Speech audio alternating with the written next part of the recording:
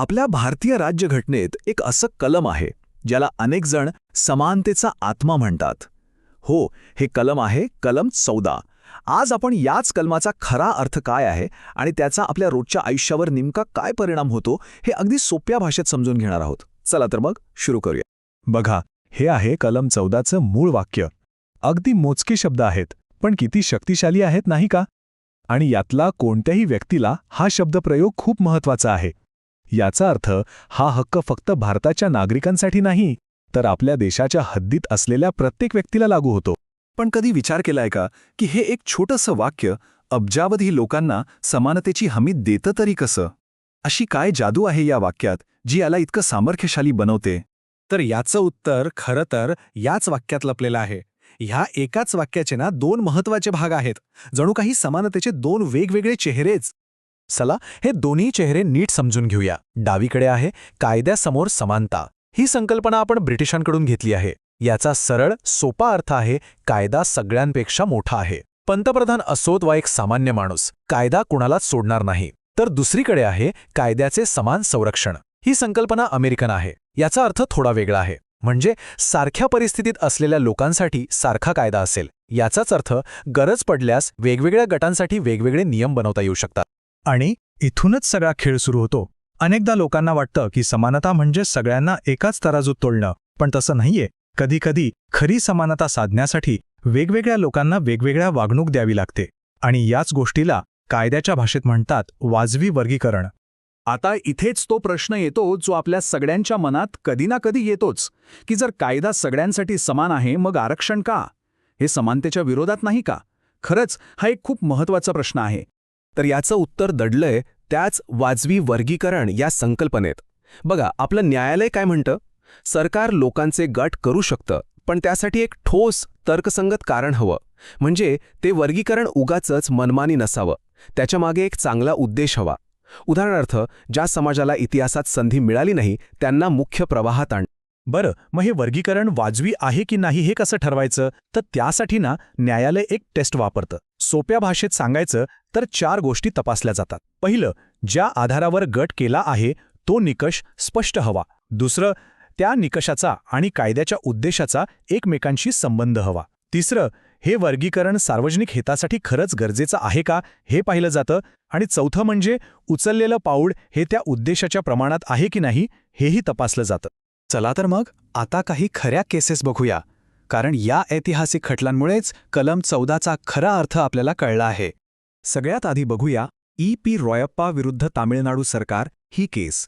गोष्ट आहे एका सरकारी अधिकाऱ्याची ज्यांची बदली अशा प्रकारे केली गेली की त्यांना वाटलं हे तर सरकारचं मनमानी वर्तन आहे, आणि ते थेट गेले कोर्टात कलम 14चा आधार घेऊन. आणि या केसमध्ये कोर्टाने एक जबरदस्त गोष्ट सांगितली. कोर्ट म्हणालं, समानता आणि मनमानीपणा यांचं वैर आहे. वाव, काय वाक्य आहे! याचा अर्थ काय? तर कलम 14 फक्त भेदभावापासून नाही, तर सरकारच्या कुठल्याही अतार्किक विक्षिप्त निर्णयापासून आपलं रक्षण करतं. ही एक खूप मोठी गोष्ट होती. आता येऊया एका खूप गाजलेल्या केसकडे, इंदिरा साहनी विरुद्ध भारत सरकार. हीच ती प्रसिद्ध मंडल आयोग केस. यात इतर मागासवर्गीयांसाठी असलेल्या 27% आरक्षणालाच आव्हान दिले गेलं होतं.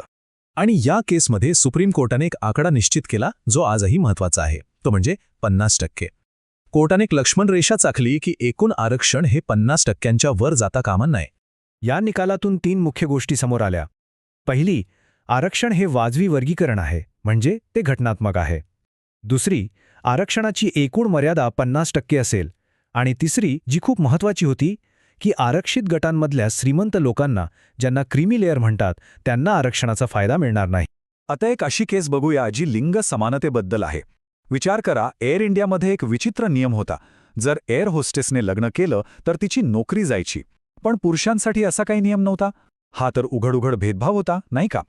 कोर्टाने यात सरळ आणि स्पष्ट सांगितलं, हा नियम फक्त लिंगाच्या आधारावर भेदभाव करतो, तो अतार्किक आहे आणि म्हणूनच तो कलम 14चं उल्लंघन करतो. तो नियम रद्द झाला. या एका निर्णयाने कामाच्या ठिकाणी महिलांच्या हक्कांसाठी एक मोठी लढाई जिंकली.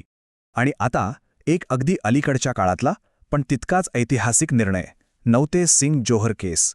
यात आव्हान दिलं गेलं होतं IPCच्या कलम 377ला.